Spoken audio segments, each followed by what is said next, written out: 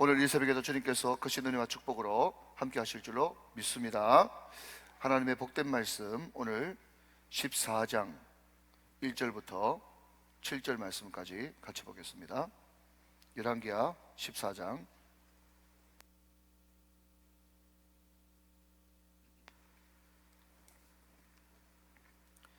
1절로 7절의 말씀.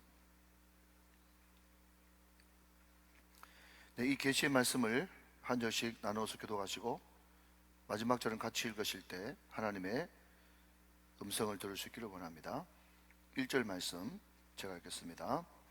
이스라엘의 왕 요아스의 아들 요아스 제2년에 유다의 왕 요아스의 아들 아마샤가 왕이 되니 그가 왕이 된 때에 나이 25세라 예루살렘에서 29년간 다스리니라. 그의 어머니의 이름은 여호앗단이요 예루살렘 사람이더라. 아마샤가 여호와 보시기에 정직히 행하였으나 그의 조상 다윗과는 같지 아니하였으며 그의 아버지 요아스가 행한 대로 다 행하였어도 오직 산당들을 제거하지 아니하였으므로 백성이 여전히 산당에서 제사를 드리며 분향하였더라. 나라가 그의 손에 굳게 섬에 그의 부왕을 죽인 신복들을 죽였으나 왕을 죽인 자의 자녀들은 죽이지 아니하였으니 이는 모세의 율법책에 기록된 대로 함이라. 곧 여호와께서 명령하여 이르기를 자녀로 말미암아 아버지를 죽이지 말 것이요 아버지로 말미암아 자녀를 죽이지 말 것이라. 오직 사람마다 자기의 죄로 말미암아 죽을 것이니라 하셨더라. 7절 다 같이요. 아마샤가 소금 골짜기에서 에돔 사람 10,000명을 죽이고 또 전쟁을 하여 셀라를 취하고 이름을 욕되리라 하였더니 오늘까지 그러하니라. 아멘. 이 말씀은 하나님의 말씀입니다. 자, 오른주먹을 불끈 쥐고 한번 선포하고 말씀 받겠습니다. 네, 잘 됩니다. 잘 되고 있습니다. 잘 될 일만 남았습니다. 안 되는 것이 기적입니다. 할렐루야. 아멘. 제가 섬겼던 목사님도 그렇고 어느 분이 그런 이야기를 해요. 목사님이 이제 설교를 하실 때 되면 눈에서 레이저가 나간다고 그런 이야기를 해요. 여러분, 저는 이것이 꼭 비단 저뿐만 아니고 말씀을 듣는 여러분도 똑같이 그렇게 돼야 된다고 봅니다. 우리가 어떨 때는 힘 뺄 때가 있고 늘 사람이 힘주면서 어떻게 살겠어요? 그렇지만 가장 소중하고 가장 가치 있고 가장 우선순위를 할 때는 뭔가 눈이 반짝반짝 하면서 눈에 레이저가 막 나가야 그래도 될까 말까인데 흐리멍텅해가지고 안 되잖아요. 제가 늘 강조하지만 여러분, 은혜 받는 사람의 특징은요, 찬송 부를 때도 성경 봉독할 때도 따라할 때도요 또박또박하고 그 단어를 곱씹습니다. 그래서 여러분들이 그냥 잘 됩니다, 잘 되고 있습니다, 잘 될 일만 남았습니다, 안 되는 것이 기적입니다 이거 할 때도 말이죠, 눈에서 레이저가 나가고 결연하게 선포하셔야 됩니다. 여러분, 절대로 눈 감지 말고 마치 목회자를 또 설교자를 눈으로 완전 장악하겠다 그런 마음을 가지고 여러분 매사에 열정적으로 임하시게 되시기를 주님의 이름으로 축원합니다. 자, 한번 따라합시다. 설교자를 장악하라. 시작. 설교자를 장악하라. 눈으로 설교자를 장악해야 돼요. 그래야 은혜 받을 수가 있습니다. 자, 오늘 열왕기하 14장으로 넘어가니까 아마샤라고 하는 인물이 왕이 되었습니다. 1절 말씀 한번 보시면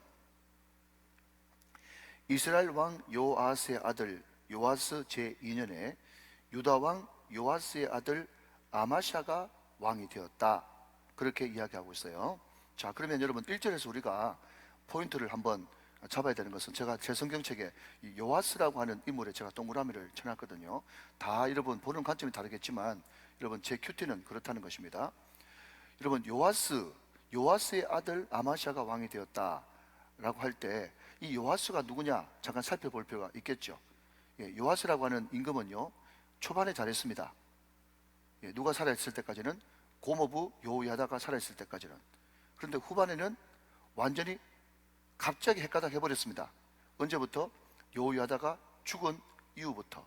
그래서 결국 이 요아스가 끝이 안 좋은 인생이 돼가지고 어떤 일이 벌어졌는가 하면, 우리가 이름을 잘 알지도 못하고 생소한 인물이지만 성경은 콕 집어서 2명 이름을 확실하게 이름까지 언급하면서 그 사람들한테 암살당해 죽었다 이게 요아스의 일대기입니다.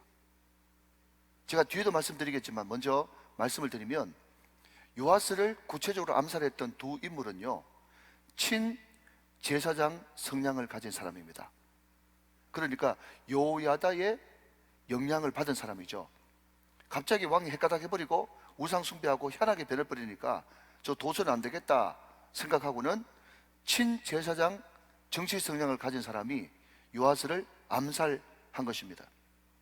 그리고 나서 여러분 여러 번 이야기했겠지만 북이스라엘은 왕이 마음에 안 들면 신하가 쿠데타를 일으켜가지고 죽여버리고 또 정권 바뀌고 왕조 바뀌고 해가지고 5번 왕조가 바뀌었습니다. 그런데 남유다는 한 번도 왕조가 바뀌지 않고 참 희한한 것은요, 그 친제사장 계열의 사람이 암살했으면 원래는 누구까지 죽여야 맞습니까? 아마시아까지 죽여야 맞죠. 이해되십니까? 예.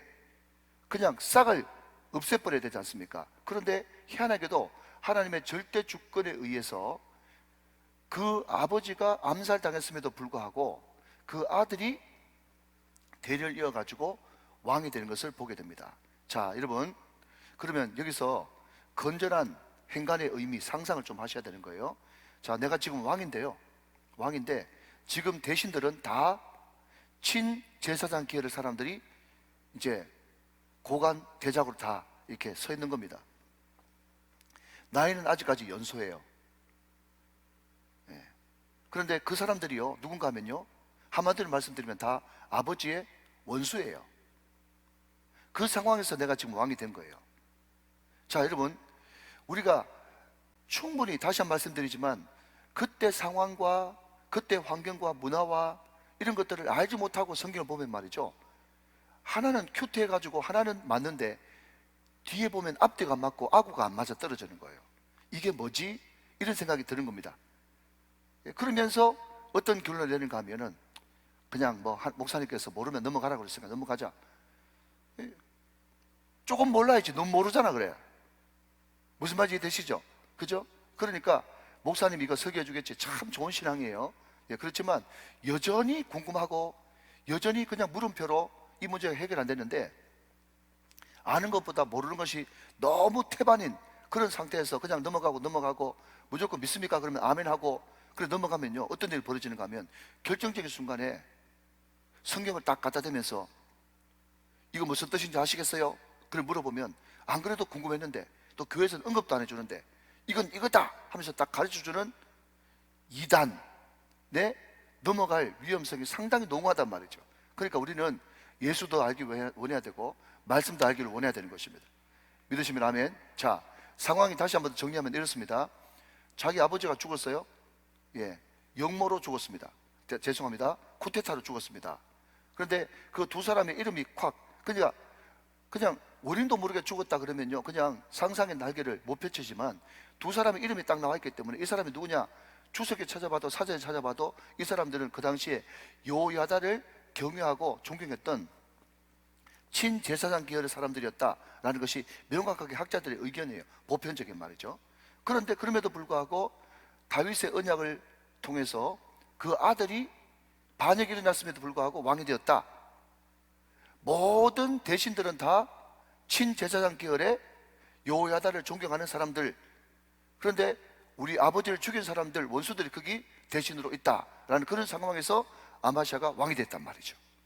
자, 이런 상황을 알아야 그 다음부터 그 위에 세워나갈 수가 있는 것입니다. 자, 3절 말씀 같이 봅니다. 자, 여러분 여기도 좀 이상합니다. 4절까지 제가 읽어볼게요. 아마시아가 여호와 보시기에 정직히 행하였으나, 나자의 동그라미, 그의 조상 다윗과는 같지 아니하였으며 그의 아버지 요아스가 행한 대로 다 행하였어도 오직 산당들을 제거하지 아니하였으므로 백성이 여전히 산당에서 제사를 드리며 분향하였더라. 여러분, 저는요 이 3절 4절 이렇게 읽으면서 저는 이제 버릇이 있거든요. 뭔가 하면 제 볼펜이 파란색하고 빨간색이 있는데, 그죠? 파란색은 이 왕이 선한 행동했구나 그러면 파란색, 좀 하나님으로부터 멀어졌구나 하면 빨간색, 이렇게 이제 색칠을 이렇게 구분하면서 보기 좋게 그렇게 밑줄을 그으면서 이제 큐티를 묵상을 하는데, 이 아마시아라고 하는 사람은요, 저를 굉장히 귀찮게 했어요. 뭐가 귀찮은가 하면요, 여호와 보시기에 정직하였으나 파란색. 보통은 그냥 파란색이면 파란색, 빨간색이면 빨간색 그냥 쭉 가야 되는데, 파란색인데 또 그 다음 보니까 그의 조상 다윗과는 같지 아니하였으며 또 빨간색으로 가는 거예요. 그렇죠? 그런데 또 그 뒤에 뭔가 하면 그의 아버지 요아스가 행한 대로 다 행하였을 때 이거 파란색이래, 파란색. 또 이렇게 바꿔야 되는 거예요. 이렇게. 여러분, 웃으라고 하는 이야기니까 좀 웃어주세요. 무슨 말인지 이해되시죠? 그 다음에 또 4절 넘어가니까 오직 산당들을 제거하지 아니하였으므로 또 빨간색이요. 백성이 여전히 산당에서 제사를 드리며 부정하였더라. 파란색 했다가 빨간색 했다가 파란색 했다가 빨간색 했다가. 이것을 여러분 전문용어로 왔다리 갔다리, 왔다리 갔다리 신앙이에요. 이것을 여러분 제 단어로 바꿔보면요, 웬만한 신앙이에요. 바깥으로는 괜찮은데 뭔가 안에는 뭔가가 있어. 여러분 그렇지 않습니까? 웬만한 신앙, 왔다리 갔다리 하는 신앙, 그럭저럭 신앙, 겉만 번지르르한 신앙. 바깥으로 볼 때는 너무 완벽해요. 나이스하고 열심히 충성하고 여러분 아싸라고 돈도 잘 내고 다 괜찮아 보이는데 뭔가 안에 숨어있는 그런 어두움, 덩어리, 이런 것들이 있단 말이에요. 자, 여러분, 웬만한 신앙, 그럭저럭 신앙, 겉만 번들어한 신앙은요, 제가 결론부터 말씀드리면 모든 것이 평탄하고 모든 것이 덮여있을 때는 잘 몰라요. 그런데 이 웬만한 신앙이 언제 드러나는가 하면요, 자기가 어떤 힘을 가졌을 때, 아니면 어떤 위기를 만났을 때, 어떤 큰일을 당했을 때, 이제 밑바탕, 여러분 아시겠습니까? 밑바탕 저변에 깔려있는 뭔가가 스물스물 이제 정체를 드러내기 시작하는 것입니다. 자, 그렇다면 이 정체가 뭐냐? 이것을 여러분 오늘 우리가 살펴볼 건데, 그 전에 먼저 저는 3절 말씀을 보면서 가장 궁금했던 것 중에 하나가 뭔가 하면, 다윗과 같지 않았던 게 뭔가, 이게 지금 여러분 다른 왕들은 이런 말이 잘 없는데, 그죠? 정직히 행하였으나 좋았는데 다윗과 같지 아니하였다, 이 말이 지금 세트처럼 나오잖아요. 그러니까 정직히 행했다는 말은 웬만하고 괜찮은 신앙이었다, 물론 초기지만 말이죠. 그런데 다윗과 같지 않았다가 뭘까? 물론 많이 해석할 수 있겠죠. 거기서 물음표를 던지면요, 이게 나의 묵상이 되어지는 거예요. 여러분, 제가 시편 23편을 이제 강의할 때마다 자주 쓰는 인용구가 있어요. 그게 뭔가 하면요, 설교의 황태자라고 하는 스펄츠 목사님이 이런 이야기 했어요. 시편 23편에 여호와란 말도 좋은 말이고, 푸른 초장 잔잔한 시나도 좋은 말이고, 목자란 말도 좋은 말이고, 다 좋은 말인데, 자기는 시편 23편을 묵상하면서 시편 23편에서 가장 은혜 닿는 단어는 나의라는 단어다 그랬어요. 이해되십니까? 아, 여러분, 푸른 초장 잔잔한 시내가 그게 목사님의 푸른 초장 잔잔한 시내면 어떡하겠어요? 여호와가 여러분 목사님만의 목자시면 어떻게 되겠어요? 여러분, 시편 23편 가운데 스폴츠 목사님, 설교 황태자가 뭐라고 그랬다고요? 나의라는 단어가 가장 은혜로운 단어다. 그래서 여러분 오늘 우리가 불렀잖아요. 손을 들고 뭐라고요? 왕이신, 시작, 나의 하나님. 여러분, 오늘 제가 키포인트 중에 1번이거든요 이게 뭔가 하면요, 여러분 제가 오늘 이 설교를 마치고 나서 우리가 결단 찬양을 뭘 부르려고 하는가 하면, 나의 힘이 되신 여호와여. 그 반복, 여러분 후렴구가 가사가 뭡니까? 나의 하나님, 나의 하나님, 계속 나의 하나님이잖아요. 여러분, 시편이 거의 대부분 다윗의 시편이 많이 있는데, 시편은 다윗의 자기 신앙과 고백이지 않습니까? 그런데 시편에 가장 많이 나오는 단어가 나의라는 단어입니다. 여러분, 요아스라는 인물도 마찬가지고요, 아마시아라고 하는 인물도 마찬가지고요, 이 두 사람, 이 부장 안에 가장 큰 문제가 뭐였는가 하면, 우리가 여러분 요아스 우리가 말씀 들을 때 기억나십니까? 이 요아스의 가장 큰 특징이 뭡니까? 자기 고모부가 살아있을 때는 잘했는데 고모부가 죽고 나서는 완전 엉망진창됐다. 그러니까 요아스의 하나님은 자기의 하나님, 나의 하나님이 아니라 여호야다의 하나님이었다. 우리가 이것을 교훈으로 받았죠. 여러분 그렇습니다. 저는 여러분 다윗과 같지 않았다라고 하는 이 말을 여러 가지로 해석할 수 있겠지만, 여러분 아마시아와 다윗의 신앙의 가장 큰 차이점은요, 다윗은 나의 하나님이요, 나의 하나님. 그런데 아마시아는요, 나의 하나님 되지 못했어요. 왜냐하면 나의 하나님을 제대로 만났으면 그 뒤에 엉뚱한 짓을 하지 않거든요. 자, 그러면 여러분 이 아마시아 하나님, 그러면 누구 하나님이냐?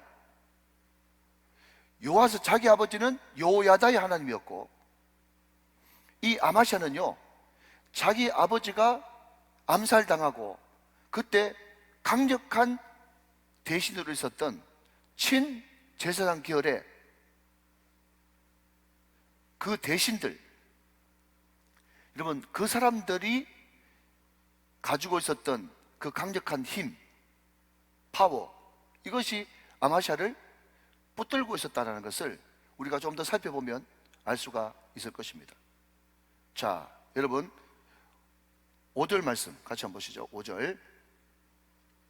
자, 이제부터 서서히 이제 나타납니다. 나라가 그의 손에 굳게 섬에 그의 부왕을 죽인 신복들을 죽였어요.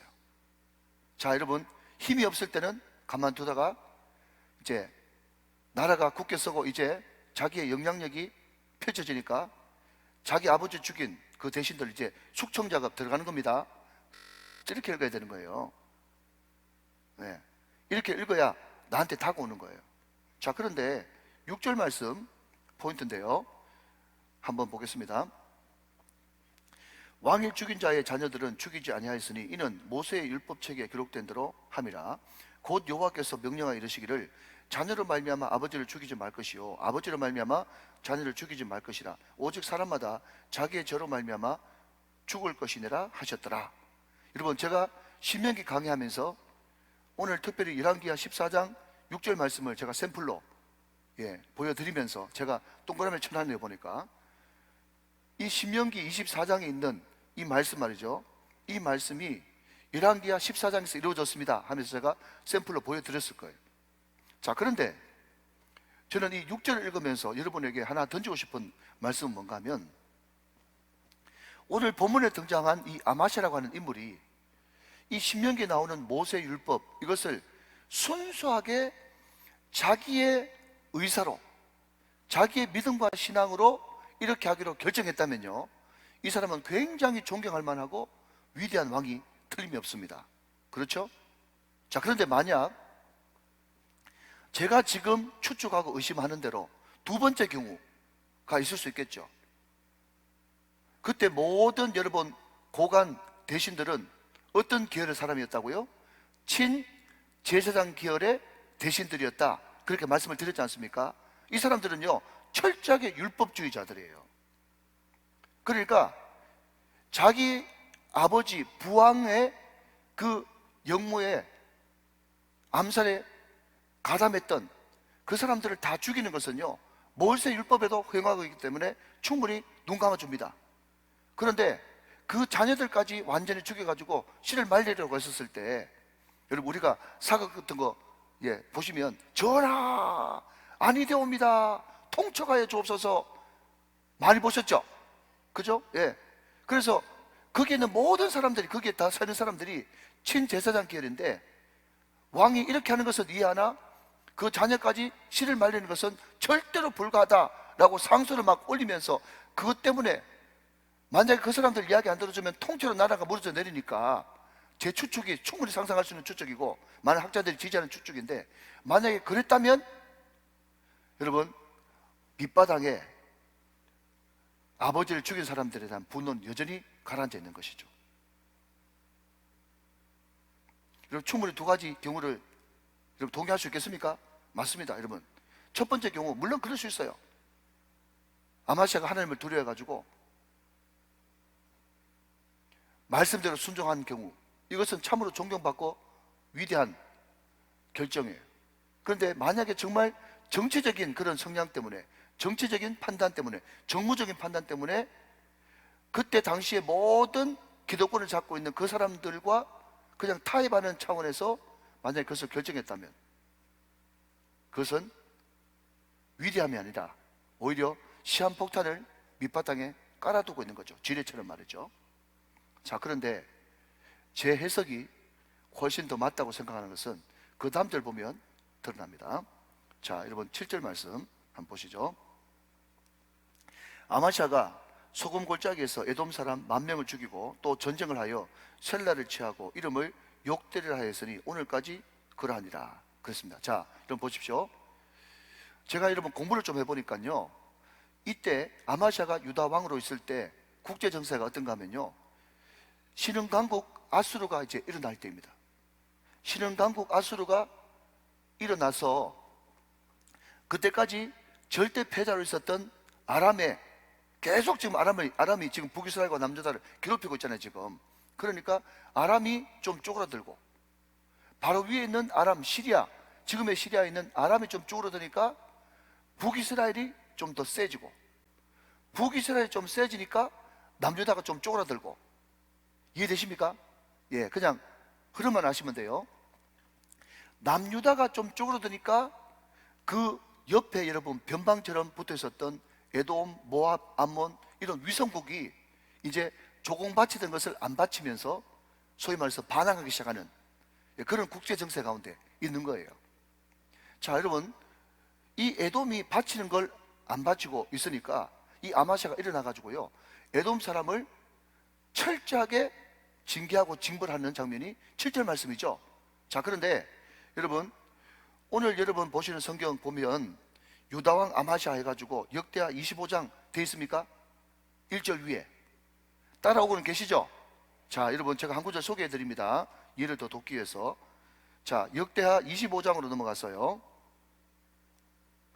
11절 12절을 한번 같이 보도록 하겠습니다. 좀 띄워주시면 좋겠습니다. 자, 역대하 25장, 역대상 말고 역대하 25장, 네, 11절 12절 제가 읽습니다.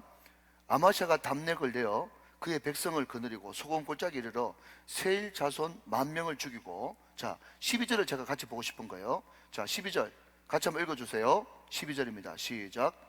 유다 자손이 또 10,000명을 사로잡아 가지고 바위 꼭대기에 올라가서 거기서 밀쳐 내려뜨려서 그들의 온몸이 부서지게 하였더라. 자, 여러분 보십시오. 에돔 사람 10,000명을 그냥 잡아서 그냥 죽이는 것, 죽이면 돼요. 전쟁이니까. 그런데 이 아마샤가 말이죠, 어떻게 하는가 하면 그 10,000명의 사람들을 사로잡아 가지고 그냥 바위 꼭대기에 올라가 가지고 그 10,000명을, 한두 명도 아니고 그 10,000명을 바위 꼭대기에서 다 밀쳐뜨려 가지고, 성경 분명히 뭐라고 얘기하는가 하면 그들의 온몸이 부서지게 하였더라. 가로내서 죽이는 거예요. 여러분, 여기에서 뭔가 이 아마샤의 숨어있는 분노 이런 것을 느끼지 않습니까? 이거 완전 미친 짓이거든요. 여러분, 성경의 어떤 왕도, 남유다의 어떤 왕도 이렇게 잔혹하게 사람들을 죽이지 않습니다. 그러니까 안에 이 아버지를 죽인 사람들에 대한 분노, 그렇지만 그 사람들이 권력을 가지고 있는 기득권층이기 때문에 그들을 어떻게 하지를 못하고, 힘이 생겨서 제일 먼저 한 일이 그 부왕들을 죽인 사람들을 그냥 죽이는 거였는데, 자기 개인적인 마음 같았으면 싹 다 죽이고 싶었는데 대신대로 눈치가 있으니까 못 죽이고. 그렇지만 그때 여러분 반란이 일어났죠. 반란. 그러니까 여러분 아마샤는 여러분 우리 자매님들이 시댁하고 관계가 안 좋으면 시금치도 안 먹는다면서요. 그것처럼 이 아마샤는요, 어떤 단어를 제시하는가 하면 반자를 제시하는 거예요. 반역. 그런데 이 에돔이 반역을 일으키니까 이 사람들을 응징을 하는데 어떻게 응징하는가 하면요, 자기의 분노가 풀릴 때까지 잔인하게 죽여버리는 거예요. 여러분, 제가 오늘 설교하는 것 어제도 말씀드렸지만 잘 들으시고요, 한번 더 읽어보세요. 전체 흐름이 맞습니다. 자, 그런데 문제는 뭔가 하면요, 웬만한 사람이, 신앙이 여러분 왔다리 갔다 하는 사람이 한번 전쟁에서 크게 승리를 하면요, 특징이 뭔가 하면요, 간이 배 밖에 나오고 사람이 어리석어진다는 것이 문제인 겁니다. 자, 여러분 성경은요 너무 명확하게 그 부분을 콕 집어서 설명해 주고 있어요. 자, 여러분 8절부터 한번 보겠습니다. 자, 쭉 한번 읽어볼게요.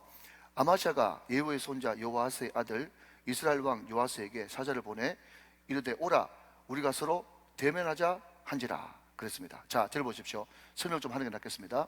자, 그때 여러분 북이스라엘 왕이 요아스였는데 남유다의 아마샤가 에돔을 10,000명 죽이고 나니까 말이죠, 피를 보고 나니까 이게 자아가 막 올라와가지고 업이 돼가지고 말이죠, 그 북이스라엘 요아스한테 편지를 보내가지고, 그때 북이스라엘이 한참 커졌거든요. 왜요? 아람이 줄어들어가지고 북이스라엘이 커졌다 그랬지 않습니까? 게임이 안 되고 상대가 안 되는데 이 아마샤가 간이 배 밖에 나와가지고 한번 붙자 이렇게 된 거예요. 한번 붙자. 지금 그 이야기를 8절부터 계속해서 하고 있는 것입니다. 그때 여러분 요아스가 뭐라고 이야기하는지 한번 볼까요? 자, 9절 말씀 봅시다. 이스라엘 왕 요아스가 유다의 왕 아마샤에게 사람을 보내이르되 레바논 가시나무가 레바논 백향목에게 전가를 보내어 이르기를 내 딸을 내 아들에게 주어 아내로 삼게 하라 하였더니 레바논의 들짐승이 지나가다가 그 가시를 짓밟았느니라. 그냥 넘어가고요. 10절 말씀. 내가 에돔을 쳐서 파하였으므로 그 다음 마음이 교만하였으니 스스로 영광을 삼아 왕궁이나 내 집으로 돌아가라. 어찌하여 화를 자취하여 너와 유다가 함께 망하고자 하느냐 하나 그랬습니다. 자, 그 다음 결정적인 거예요. 11절 말씀 같이 봅니다. 시작. 아마샤가 듣지 아니하므로 이스라엘의 왕 요아스가 올라와서 그와 유다의 왕 아마샤가 유다의 베세메스에서 대면하였더니 12절까지 기왕요. 유다가 이스라엘 이스라엘 앞에서 패하여 각기 장막으로 도망한지라. 이건 무슨 말인가 하면요, 여러분 처음부터 북이스라엘과 남유다는요 게임이 안 됩니다. 국제정세가 이미 아수르가 떠오르는 바람에 아람이 짜부라들고, 아람이 짜부라드는 바람에 북이스라엘 커지고, 북이스라엘 커지는 바람에 남유다가 위축되고, 그렇기 때문에 여러분 택도 아닌 에돔이 반역을 일으키고 이런 정세인데 이 아마샤가 에돔 10,000명 죽였는 것 때문에 자아가 충전돼 가지고 북이스라엘 보고 한판 붙자 이랬어요. 여러분 르호보암 사건을 읽어보시면요, 여로보암, 르호보암 열왕기상 11장, 12장, 13장 읽어보시면 르호보암이 나라가 찢어진 것 때문에 여로보암하고 한번 붙고 싶었어요. 성경에 다 나온 이야기입니다. 그런데 하나님께서 르호보암한테 선지자를 통해 가지고 나는 한 이스라엘이 동족 상장의 비격이 일어나는 것을 원치 않는다 하면서 전쟁하지 말라 그래 가지고 르호보암이 접었습니다. 그 사건이 여러분 성경에 기록되어 있어요. 그러니까 이 말은 무슨 말인가 하면 무조건 같은 형제들끼리 싸우면 안 된다 그 말이 아니고요, 당연히 하나님께서 싸우라 그러면 다윗이 골리앗 앞에 서듯이 맞짱 때려야 되겠죠. 그렇지만 중요한 것은요, 여로보암, 르호보암 그때는 그때지만 이 아마샤가 중요한 것은 이런 케이스가 있는데 하나님 이때 한번 올라가서 전쟁하는 것이 하나님 뜻입니까? 하면서 물어야 되는데 전혀 그것은 묻지 않고 자기 의에, 자기 분노에, 자기 도취에 빠져가지고 한판 붙자 이랬는데, 여러분 요아스가 너 너무 교만하다, 너 잘못하다면 큰일 난다, 여기서 멈춰라, 그냥 못 들은 채 줄 테니까 여기서 멈춰라 했는데 11절 말씀에 뭐라고 정확하게 이야기한다고요? 시작. 아마샤가 듣지 아니하므로. 자, 그러면 여러분 이렇게 한번 질문해 보겠습니다. 말씀을 정리하면서 여러분 우리가 이미 쭉 살펴봤지만 여러분 우리가 성경을 문맥대로 안 살펴보면요 어떤 생각을 하는가 하면 야, 북이스라엘의 요아스가 그냥 기도 많이 하는 사람이었나, 어떻게 알았나 생각되지만요, 여러분 아신 대로 요아스는 쪼다에 쪼다 살펴봤잖아요, 주일날. 그죠? 그러니까 이 말은 뭔가 하면요 이렇게 결론 내릴 수 있습니다. 다른 사람들은 다 안 된다고 생각하는데 자기 혼자 착각하는 거예요. 이해되십니까? 그러니까 여러분 밑바탕에 분노가 깔려 있고요, 이것이 다윗처럼 완전히 여러분 사실 분노로 따지자면 다윗이 일평생 분노의 사람 돼야 되잖아요. 평생 자기를 죽이려고 하는 사울 때문에 광야로 쫓겨나가지고 14번, 15번 이상 죽을 고비 넘겼지 않습니까? 그러면 분노로 가득 차가지고 여러분 철저하게 피해 숙청을 해야 되는 사람은 다윗이에요. 그러나 그럼에도 불구하고 다윗은 안 그랬거든요. 여러분 사울의 후손 또 요나단의 아들 무비보셋까지 왕의 식탁에 초대했지 않습니까? 왜 그렇습니까? 이것은 나의 하나님을 만났기 때문에 그런 거거든요. 분노가 성경 말씀으로 해석됐기 때문에 그렇거든요.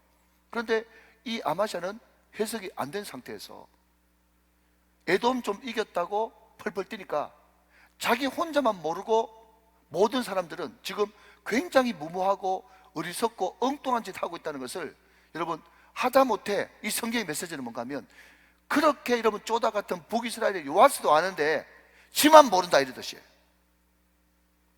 이해가 되시면 아멘. 자, 여러분 오늘 말씀이 여러분들이 이때까지 한 번도 그 관점을 가지고 안 보셨기 때문에 잘 이해가 안 되실지 모르겠는데, 여러분 오늘 제 설교를 잘 들으시고요, 여러분 한 번 더 댁에 가셔서 제 설교하는 것을 다시 한번 들으면서 오늘 성경을 다시 한번 보시면 아, 이것이 100번 1000번 맞는 해석이구나, 이것을 느끼게 되실 것입니다.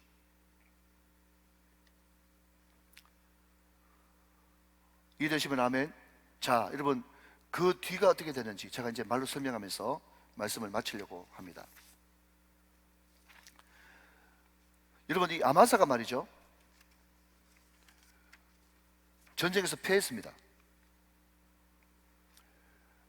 요아스가 여기서 북이스라엘의 요아스가 여기서 멈춰라 그렇게 이야기했는데 아마샤가 듣지 않고 그냥 소위 말해서 어리석게도 무모하고 엉뚱한 짓을 하다가 완전히 깨졌어요.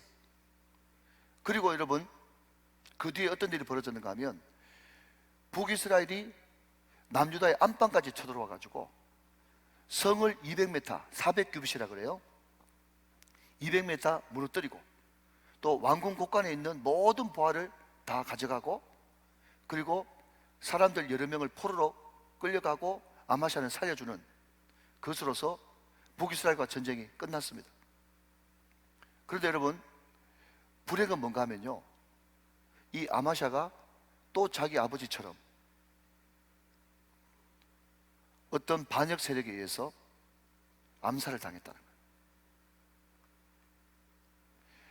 오늘 여러분 말씀에 주시는 교훈은요, 여러분 솔직하게 말해가지고 저도 마찬가지고 여러분도 마찬가지고 그냥 적당선에서 웬만한 신앙으로 끝내고 싶은 그런 마음들이 많잖아요. 여러분 그런 욕망 없습니까? 바깥으로 사람들이 볼 때 신앙 좋은 사람이라고 이야기하는 그 정도 수준? 너무 신앙이 깊이 들어가가지고 하나님과의 끈이 너무 끈끈해가지고 하나님이 일일이 모든 일거수일투족을 다윗처럼 다 간섭하는 그 정도는 어떻게 보면 어떨 때는 우리가 부담스러울 때가 있잖아요. 그러나 여러분 웬만한 신앙이 주는 큰 함정은요, 항상 끝은 실패라는 것입니다. 다시 한번요, 다른 사람만 인정해주고 내 안에 밑바탕에 있는 이 나의 문제, 이 분노의 문제를 다른 사람이, 어떤 사람에게는 분노지만 어떤 사람에게는 다른 약점일 수 있겠죠. 이 밑바탕에 깔린 나의 본심, 이것이 십자가의 원수인데 이것이 하나님의 말씀으로, 여러분 이것이 풍선인데 말씀의 바늘로 군데군데 계속해서 찔러줘가지고 나의 욕망, 나의 욕심, 나의 야망 이런 것들이 자꾸 바람이 빠지지 않으면요, 결국은 그 풍선이 빵빵하게 밑바닥에 깔려 있다가 어떻게 나타나는가 하면 분노로 나타나고, 어떻게 나타나는가 하면요 어리석음으로 나타나고, 어떻게 나타나는가 하면 무모함으로 나타나고, 어떻게 나타나는가 하면요 고집으로 나타나가지고 어떤 사람의 말도 듣지 않고 결국은 사고치고 그렇게 닮고 싶지 않았던 아버지와 똑같은 비참한 결말로 끝나버린다. 이게 아마샤가 우리에게 주는 교훈이란 말이죠. 그러니 여러분 웬만한 신앙 이것이 다루어지기 위해서는요 반드시 우리 가운데 고난이 필요합니다. 잘 들으십시오. 적당하고 여러분 정직히 행하였으나 다윗의 길로 가지 않은 이 웬만한 신앙에는요 반드시 고난이 있어야만 이 웬만한 신앙에서 다윗과 같은 신앙으로 바뀔 수가 있어요. 지금 저와 여러분 이야기하는 거니까 여러분 엉뚱한 생각하지 마시고요. 그런데 이 웬만한 신앙이 다윗과 같은 신앙이 되지 않으면, 다시 한번 더 반복해서 죄송합니다, 결국 가서는 내 밑바탕에 있는 영적 약점, 이것이 빵빵하게 부풀어 오르면서 말씀의 바늘로 안 찔러주면 결국은 어리석음, 무모함, 분노 표출, 다른 사람의 이야기는 절대로 듣지 않고, 그래서 다른 사람들은 다 알고 있는데 자기 혼자만 모르는 그런 어리석음에 빠져서 결국은 실패와 패배와 멸망의 길로 걸어갈 수밖에 없다. 오늘 이것을 여러분 잘 간직하시면서, 여러분 이것이 정말 이 새벽 기도에 나오신 여러분들에게 가장 적합한 그런 인물이 이 아마샤라고 하는 인물이니까, 다시 한 번 더 열왕기하 14장을 잘 묵상하시면서, 여러분 마지막입니다. 성경책은 기도 제목 책이라고 말씀을 드렸습니다. 하나님, 결단코 내가 아마샤처럼 밑바탕에 있는 것이 밖으로 드러나가지고, 여러분 보십시오. 아마샤가 여러분 이런 결론을 맺어버리니까 그 백성들이 얼마나 몸살을 앓습니까? 여러분 이것을 바꾸면요, 이 목사가 웬만한 신앙, 어중간한 신앙, 왔다리 갔다는 신앙이 있으면요, 결국 그 왔다리 갔다는 신앙 때문에 전체 성도들이 몸살을 앓고, 여러분 그 사람이 가장이라면 그 가장 때문에 전체 가정이 여러분 몸살을 앓는 그런 불행이 찾아온단 말이죠. 오늘 이 말씀이 여러분과 저에게 큰 울림이 되어지고, 그래서 하나님, 아마샤의 신앙에서 다윗의 신앙으로, 어중간하고 웬만한 신앙에서 확실한 나의 하나님으로 고백할 수 있도록 은혜를 베풀어 주시옵소서. 그렇게 기도할 수 있는 저와 여러분 다 되시기를 주님의 이름으로 축원합니다. 자리에서 일어나시겠습니다.